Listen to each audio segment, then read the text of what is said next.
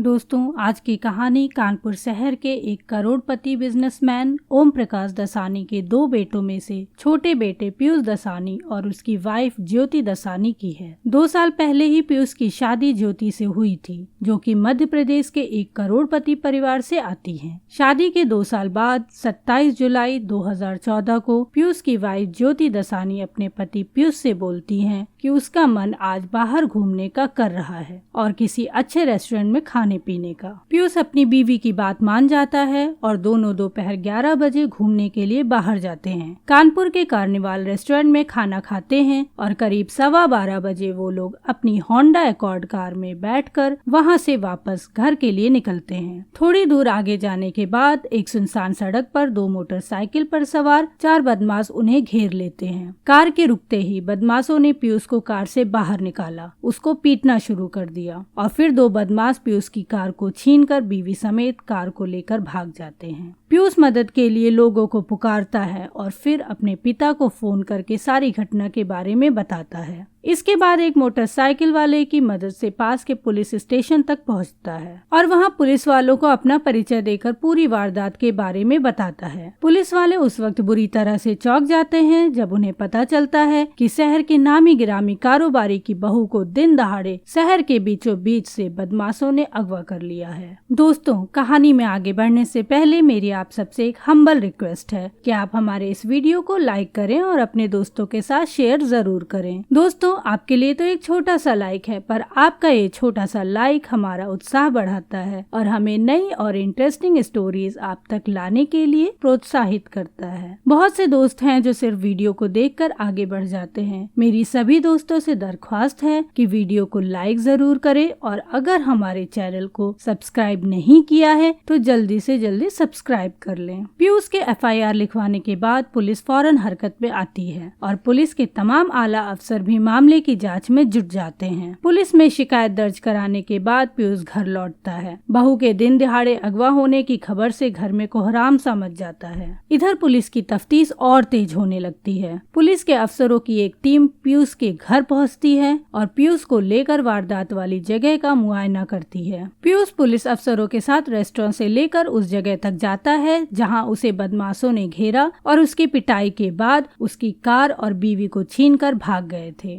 Police अफसरों ने गाड़ी का रजिस्ट्रेशन नंबर को फ्लैश करवा दिया ताकि उसे कहीं पर भी पहचान कर कब्जे में लिया जा सके। नंबर फ्लैश होने के कुछ ही देर बाद दोपहर करीब 1:30 से 2 बजे के बीच पुलिस कंट्रोल रूम से खबर आई कि जिस कार की तलाश की जा रही थी वो शहर के एक वीरान जगह पे खड़ी है। गाड़ी मिलने की खबर मिलते ही पुलिस अफसरों की टीम उस जगह पर पहुंची। पुलिस की टीम ने गाड़ी के पास पहुंचकर जैसे ही होंडा अकॉर्ड का दरवाजा खोला तो भीतर का मंजर देखकर वहां मौजूद हर एक के पैरों के नीचे की जमीन खिसक गई। गाड़ी के भीतर खून ही खून बिखरा हुआ था और कार की सीट पर पीयूष की पत्नी ज्योति की खून से लथपथ लाश पड़ी हुई थी। कार के भीतर की हालत से पुलिस ने अंदाजा लगाया कि हत्या की ये वारदात को हुए ज्यादा देर नहीं हुई है, क्योंकि खून अभी जमना शुरू नहीं हुआ था। कार में ज्योति की लाश मिलने की खबर जैसे ही पीयूष के घर पहुंची तो वहां मातम पसर गया। रोते पीटते घर में हर तरफ मातम छा गया। अब एक ही सवाल हर किसी की जुबान पर उठ रहा था कि रविवार के दिन सुबह उन दोनों के घर से निकलने के महज 2 से ढाई घंटे के भीतर ये सब कुछ कैसे हो गया। आखिर ये किया किसने और क्यों। सवाल यह भी था कि अगर ज्योति की किडनैपिंग फिरौती के लिए की गई तो फिर फिरौती की रकम मांगने से पहले ही उसका कत्ल क्यों कर दिया गया। पुलिस इन सवालों के जवाब तलाशने के लिए घर वालों से कुछ पूछताछ करना चाहती थी, लेकिन घर में हर एक का रो रो कर बुरा हाल था। पीयूष का भी रो रो के बुरा हाल था, मगर पुलिस के लिए जरूरी था कि किसी भी सूरत में पीयूष के घर वालों से अपने सवालों के जवाब हासिल करे। इसी बीच ज्योति का पोस्टमार्टम होना था, लिहाजा घर के तमाम लोग हॉस्पिटल में जमा हो गए। तमाम पुलिस अफसर भी वहां इकट्ठे हो गए। इसी बीच एक पुलिस ऑफिसर ने पोस्टमार्टम हाउस के बाहर खड़े पीयूष को देखा तो उसे बड़ी हैरानी हुई, क्योंकि वो कुछ देर पहले घर पर भी पीयूष से मिल चुका था और बयान दर्ज करते वक्त पीयूष की हालत को देख चुका था। लिहाजा उसे पोस्टमार्टम हाउस के बाहर खड़े पीयूष को देखकर थोड़ा अटपटा लगा। अटपटा इसलिए लगा क्योंकि उस वक्त पीयूष के कपड़े बदले हुए थे। जो टी-शर्ट पहनकर वो अपनी बीवी के साथ लंच के लिए निकला था, पोस्टमार्टम हाउस के बाहर वही पीयूष किसी दूसरी टी शर्ट में दिखाई दे रहा था। असल में पुलिस अफसर इस बात से हैरान था कि जिस शख्स की बीवी का अभी अभी कत्ल हुआ हो वो शख्स पोस्टमार्टम हाउस जाने के लिए आखिर कपड़े क्यों बदलेगा। बस यही बात उस पुलिस अफसर को खटक रही थी। इस खटकती हुई बात को उस पुलिस अफसर ने अपने ही एक सीनियर पुलिस ऑफिसर को बताई और ये बात दोनों पुलिस ऑफिसर को बुरी तरह चुभने लगी। उन्हें लगने लगा कि आखिर इस मातम की घड़ी में कपड़ों को बदलने की जरूरत क्या है। पर एक टी शर्ट की वजह से पियूस पर शक करने की बात भी पुलिस वालों को थोड़ा अखर रही थी, लेकिन अब पुलिस उसे एक सस्पेक्ट यानी संदिग्ध मानकर देखने लगी थी।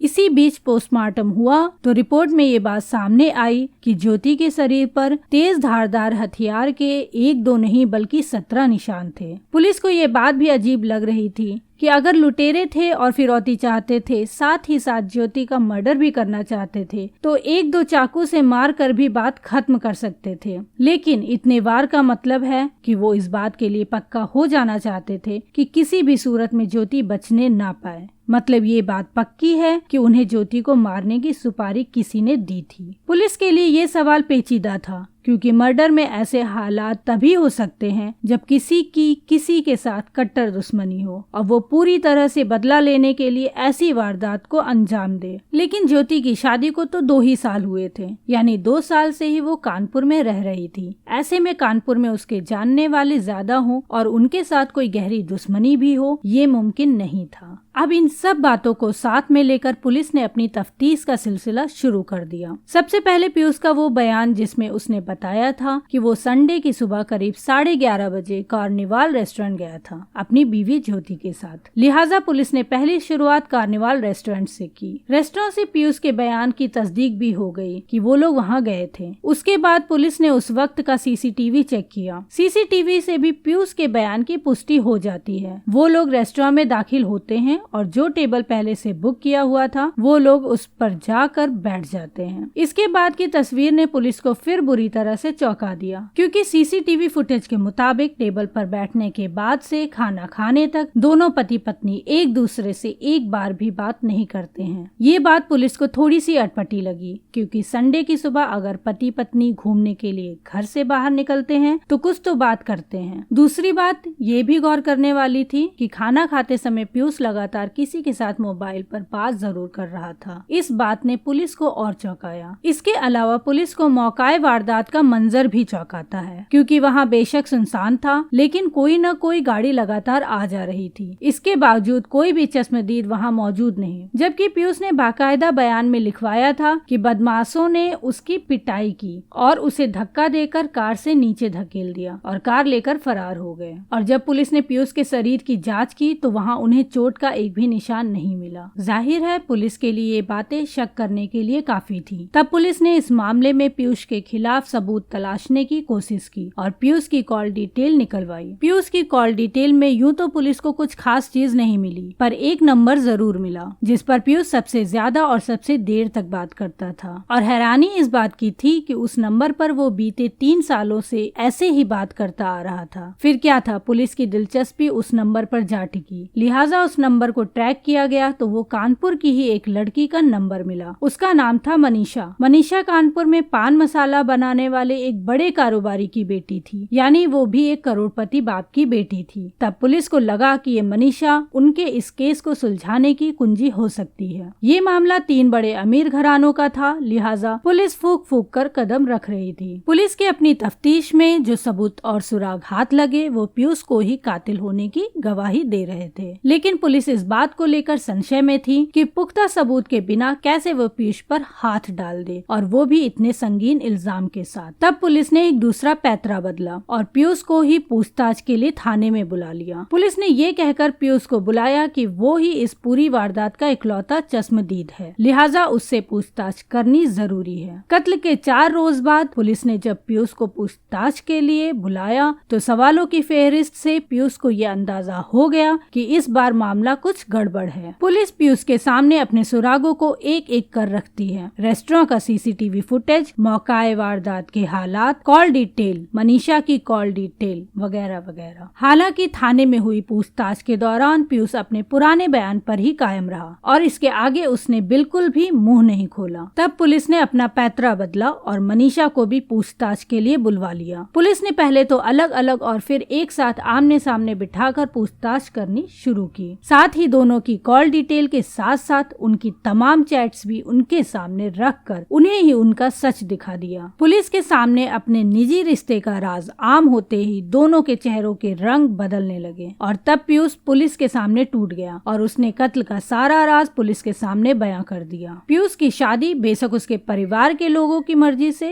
जबलपुर की ज्योति से हुई, लेकिन पीयूष असल में मनीषा से बेइंतहा प्यार करता था और दोनों शादी भी करना चाहते थे, लेकिन घर वालों की मर्जी के खिलाफ जाने की हिम्मत दोनों ने नहीं जुटा पाई। तब पीयूष की शादी घर वालों ने ज्योति से तय कर दी और पीयूष ने ये रिश्ता मंजूर भी कर लिया। ज्योति से शादी के बावजूद पीयूष कभी उसे अपनी बीवी के तौर पर नहीं रख सका। घर वालों के सामने वो दोनों पति पत्नी के तौर पर रहते थे, लेकिन असल में वो दोनों पति पत्नी कभी बन ही नहीं पाए। पीयूष किसी भी सूरत में ज्योति को अपनी पत्नी मानने को राजी नहीं था और मनीषा से दूर रहना उसे अब गवारा नहीं था। ऐसे में पीयूष और मनीषा ने मिलकर ज्योति को रास्ते से हटाने का प्लान बनाया। तब पीयूष ने इस पूरे मामले को किडनैपिंग का रंग देने के लिए अपने ड्राइवर और नौकर को साजिश में शामिल किया। दोनों को किसी सुपारी किलर की तलाश करने की जिम्मेदारी दी और तय तारीख को उसने सुबह से ही ज्योति को लंच पर ले जाने के लिए कहना शुरू किया। अपने पति का मूड अच्छा देखकर ज्योति भी तैयार हो गई। लंच के बाद पीयूष ज्योति से लॉन्ग ड्राइव पे चलने की बात करता है। ज्योति का मन नहीं था, पर थोड़ी नानुकुर के बाद ज्योति मान गई। फिर पीयूष उसे उस जगह पर ले गया जहाँ उसने पूरी साजिश का जाल बुन रखा था। वहीं रास्ते में उसे ड्राइवर, नौकर और सुपारी किलर मिले। तब तीनों ने मिलकर पहले ज्योति का गला घोटा और फिर चाकू से उस पर ताबड़तोड़ वार किए और ये सब कुछ पीयूष के सामने किया गया। उसके बाद पीयूष ने ये सारा नाटक रचा।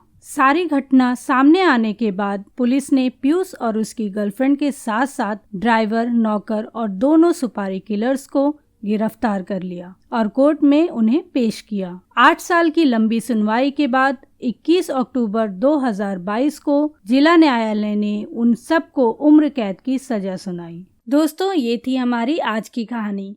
हमारी कहानी आपको कैसी लगी कृपया हमें कमेंट करके जरूर बताएं और हमारे चैनल को सब्सक्राइब एंड शेयर जरूर करें। मिलते हैं फिर अगली कहानी में। तब तक के लिए बाय बाय, टेक केयर।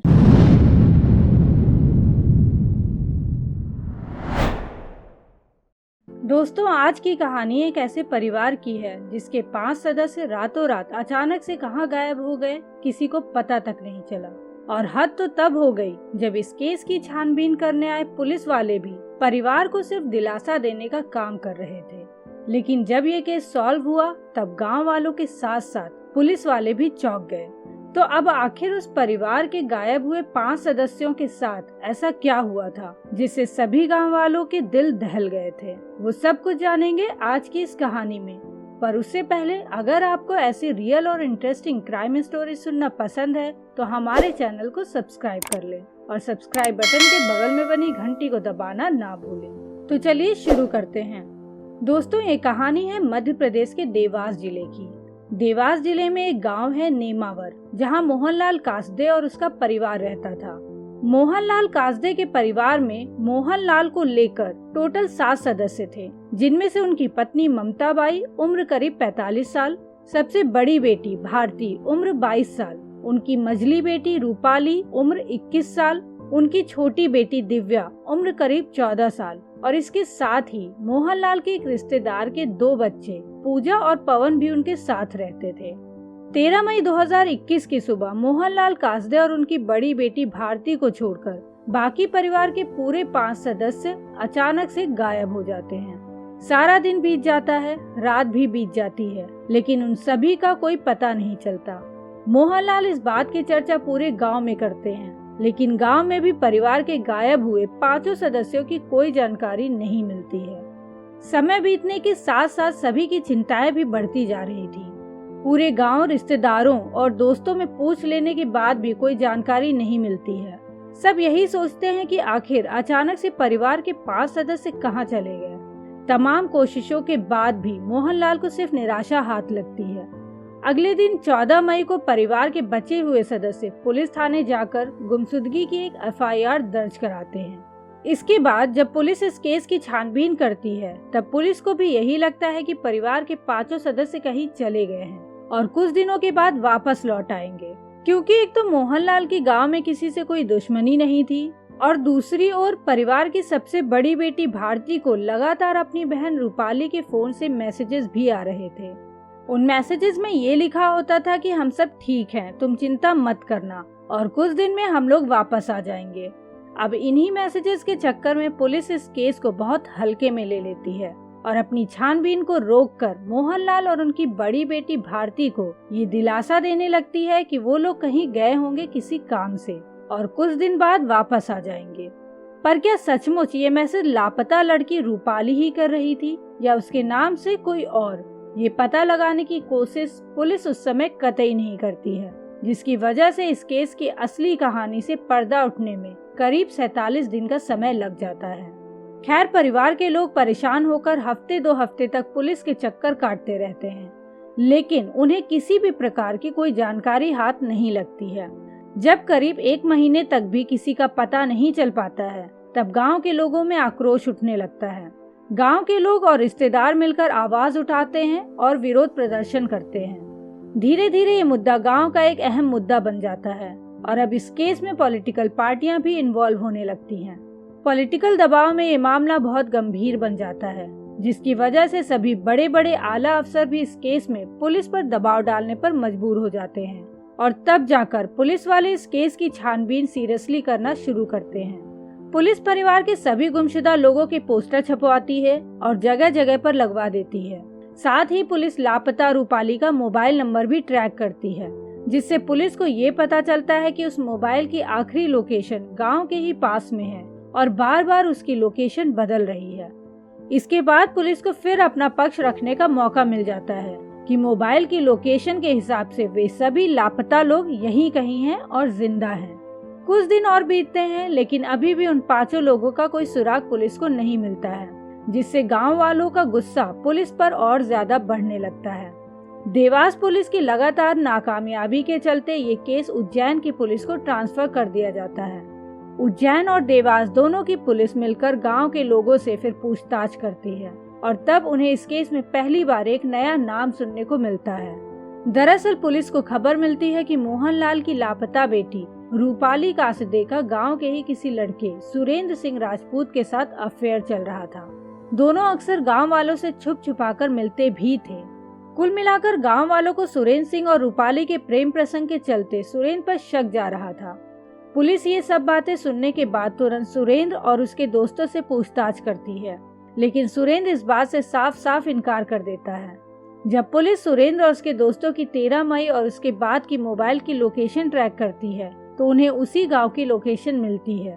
घटना के बाद से वो सभी गांव में ही घूम रहे थे, उनमें से कोई भी गांव के बाहर नहीं गया था, जिससे पुलिस को ये लगता है कि सुरेंद्र का इस केस से कोई लेना देना नहीं है, क्योंकि 13 मई के बाद सुरेंद्र गांव में ही था, तो वो 5 लोगों को गायब करने जैसी घटना को अंजाम कैसे दे सकता है। सुरेंद्र से पूछताछ के बाद पुलिस फिर वहीं पर आकर अटक जाती है कि आखिर लापता लोग गए तो गए कहाँ। खैर, इसी बीच पुलिस को एक अनजान व्यक्ति का कॉल आता है। वो व्यक्ति कहता है कि अगर गायब हुए 5 सदस्यों का जल्द से जल्द पता लगाना है तो तुम्हें सुरेंद्र से ही पूछताछ करनी पड़ेगी और वही बता सकता है कि गायब लोग कहाँ हैं। पुलिस परेशान थी, लेकिन अब कुछ न कुछ एक्शन लेना भी जरूरी हो गया था, इसलिए वो तुरंत सुरेंद्र, उसके भाई वीरेंद्र और उसके दोस्तों को वापस से उठाते हैं और उन सभी से 3rd डिग्री लेवल की पूछताछ करते हैं। पूछताछ के दौरान सुरेंद्र तो इस बात से साफ साफ इनकार कर देता है, लेकिन सुरेंद्र के दोस्त कुछ ही देर के बाद अपनी चुप्पी तोड़ देते हैं और सब कुछ उगलने लग जाते हैं। घटना से करीब 47 दिनों के बाद अब जाकर पुलिस को सारी सच्चाई का पता चलता है। सुरेंद्र के दोस्तों के बताए पते के हिसाब से पुलिस जेसीबी मशीन लेकर गांव के ही पास के खेत में पहुंचती है। इस बीच पूरे गांव में खबर फैल जाती है और पूरे गांव के लोग उस खेत में जमा हो जाते हैं। बताई हुई जगह पर जब करीब 8 से 10 फीट गहरा गड्ढा खोदा जाता है तो वहाँ मौजूद सभी लोग, यहाँ तक कि पुलिस की भी आंखें फटी की फटी रह जाती हैं। किसी ने भी इस घटना के ऐसे अंतिम अंजाम के बारे में सोचा नहीं था। दोस्तों, उस गड्ढे में से 5 लाशें निकलती हैं। करीब करीब 47 दिनों का लंबा वक्त हो जाने से उनकी पहचान करना भी मुश्किल था। जैसे तैसे उन 5 लाशों को बाहर निकाला जाता है और फॉरेंसिक लैब भेजा जाता है। वहां पर इनकी जांच की जाती है और डीएनए टेस्ट में पता चलता है कि वो 5 लाशें मोहनलाल के परिवार से गायब हुए 5 सदस्य ममता बाई, रूपाली, दिव्या, पूजा और पवन की हैं। 47 दिनों के लंबे समय के बाद परिवार के सदस्यों का तो पता चलता है, लेकिन उनकी लाशों के रूप में। कुछ ही देर में ये घटना पूरे देश को चौंका कर रख देती है कि आखिर ये कैसे हुआ। कैसे एक गरीब परिवार जिसका किसी से कोई झगड़ा नहीं, किसी से कुछ लेना देना नहीं, आखिर क्यों उन्हें मारकर दफना दिया गया? क्यों नाबालिग दिव्या, पूजा और पवन जैसे बेकसूर बच्चों को भी मौत के घाट उतार दिया गया? ये सवाल सभी के जहन में अभी भी घूम रहा था।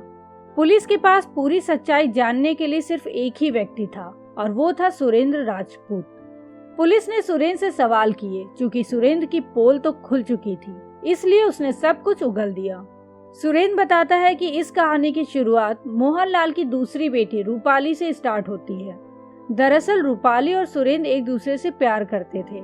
उन दोनों ने शादी करने का फैसला भी किया था, लेकिन इसी बीच सुरेंद्र की शादी उसके घर वाले कहीं और तय कर देते हैं।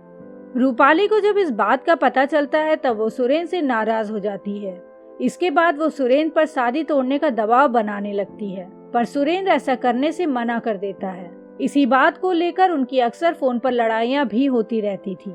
कुछ दिन बाद 10 मई को सुरेंद्र का जन्मदिन आता है। उस दिन सुरेंद्र और उसके दोस्त मिलकर जन्मदिन की पार्टी रखते हैं। उस पार्टी में रूपाली को भी बुलाया जाता है। सब शाम को खेत में पार्टी करते हैं, लेकिन इसी बीच फिर से रूपाली और सुरेंद्र के बीच शादी को लेकर कुछ बहस हो जाती है और वहीं पर इनका झगड़ा शुरू हो जाता है।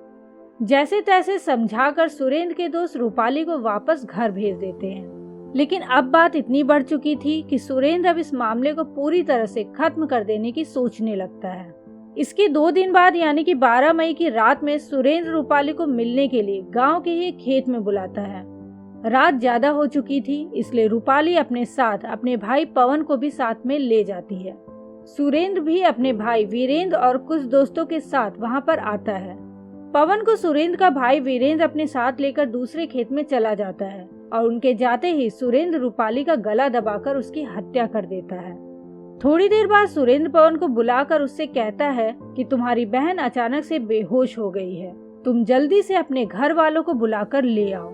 इसके बाद पवन घर जाता है और रूपाली की माँ को सारी बात बताता है और फिर रूपाली की माँ बिना अपने पति मोहनलाल को बताए अपने बच्चों के साथ घटना स्थल पर पहुंच जाती है, जहां सुरेंद्र और उनके साथी इन सबको जान से मारने के लिए तैयार थे। इसके बाद वो लोग रूपाली की माँ, उसकी छोटी बहन और उसके रिश्तेदार के बच्चे पूजा और पवन को मार के उसी खेत में एक साथ सबको दफना देते हैं। उनका प्लान था कि पूरे परिवार को रात के अंधेरे में मारकर यहीं खेत में गाड़ देंगे, ताकि गांव वालों को लगे कि शायद पूरा परिवार रातों रात कहीं चला गया। लेकिन उनका प्लान तब बिगड़ गया जब रूपाली के पिता मोहनलाल और उसकी बड़ी बहन भारती बच गए। इसलिए फिर सुरेंद्र उन लोगों को गुमराह करने के लिए रूपाली के फोन से उन्हें बार बार मैसेज करता रहता था, ताकि उन लोगों को लगे कि उनका परिवार अभी भी जिंदा है और उनसे नाराज होकर कहीं चला गया है। इसके बाद पुलिस सुरेंद्र और उसके भाई वीरेंद्र सहित कुल 9 लोगों को इस केस में गिरफ्तार करती है। ये सभी इस वक्त जेल में बंद हैं और इनका केस कोर्ट में चल रहा है। अब देखना होगा कि इनको कोर्ट क्या सजा सुनाती है।